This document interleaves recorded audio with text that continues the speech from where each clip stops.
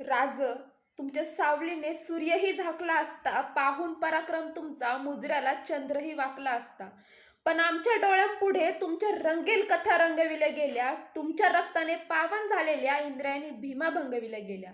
आम्ही तुमच्या रक्ताचे असून सुद्धा फितुरांचा जयघोष केला. तुम्ही मातेसाठी मरून सुद्धा आम्ही तुम्हालाच दोष दिला. कसं सहन केलं राज, तप्त सळ्या डोळ्यात घुसताना, आमच्या तर डोळ्यातून पाट वाहतात इवलासा कचरा डोळ्यात खुपताना. आमच्या मस्तकात मुंग्या होतात जर जीभ दाताखाली आली, पण कसं सहन केलं राज जेव्हा तुमची जीभ छाटली गेली. किती आकांत झाला असेल मस्तकात, कानातून दुराचे लोळ उठले असतील. अंगावरची कातडी सोलताना जमिनीवर पडणारे रक्ताचे थेंबन थेंब पेटले असतील.